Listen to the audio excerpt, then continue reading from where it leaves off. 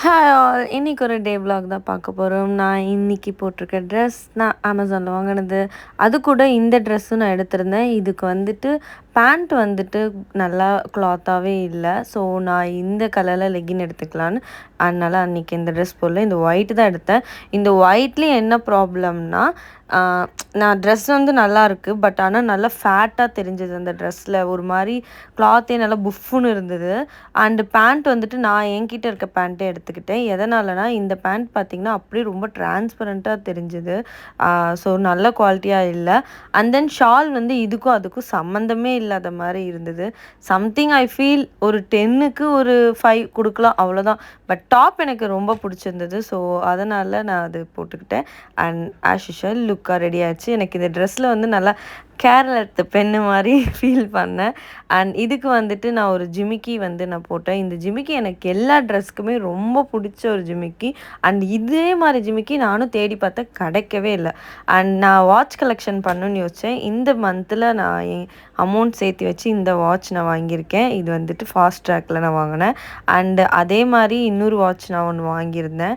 இது வந்துட்டு நார்மல் அந்த சும்காஸ்ன்னு சொல்லி அது அந்த பிராண்டோட வாட்ச் நான் வாங்கினேன். And that's all. ரெடி ஆயாச்சு. ஆஃபீஸ்க்கு கிளம்பியாச்சு. பாய். அண்ட் ஆஃபீஸில் வந்துட்டு எனக்கு ப்ராபப்ளி எந்த வேலையும் இன்னைக்கு இல்லைன்னு நான் சொல்ல முடியாது. ஆஃபீஸ்னால் வேலை நிறையா தான் இருக்கும். அதனால் ஆஃபீஸ் டைமில் வீடியோ நான் எடுக்கல. அண்ட் எங்கள் ஈவினிங்கில் வந்து ஸ்நாக்ஸ் கொடுப்பாங்க ஆஃபீஸில். ஸோ அந்த ஸ்நாக்ஸ் வந்துட்டு இந்த தடவை பிஸ்கெட் கொடுத்தாங்க. நல்லா கலர்ஃபுல்லாக இருந்தது. திடீர்னுட்டு என்ன நினச்சாங்க தெரியல, பிஸ்கெட்ஸ்லாம் வாங்கிட்டு வந்தாங்க.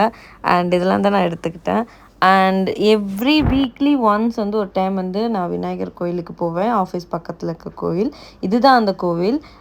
போயிட்டு அருகம்புல் வச்சுட்டு சாமிக்கு பூஜை பண்ணிவிட்டு வீக்லி ஒன்ஸ் அது வந்து ரெகுலராக வாக்கபிள் டிஸ்டன்ஸ்னால போயிட்டு சாமியை பார்த்துட்டு வந்துடுவேன் நான். எனக்கு அந்த இடம் போனால் கொஞ்சம் நிம்மதியாக இருந்த மாதிரி ஃபீல் ஆகும். எல்லாருமே எனக்கு ஃப்ரெண்ட்ஸ் ஆகிட்டாங்க அங்கே இருக்கீங்க. வந்தாவே நல்லா பேசிட்டு வருவாங்க. அண்ட் வீட்டுக்கு வந்ததுக்கப்புறம் பார்த்தா காலையில் நான் எப்படி இருந்தேன், சாயங்காலம் பாருங்கள் எப்படி ஆயிட்டேன்ட்டு. சீரியஸாக இந்த வீடியோவில் பார்த்துருந்தாவே தெரிஞ்சிருக்கும். என் முடியும் ஒரு மாதிரி ட்ரை ஆயிடுச்சு.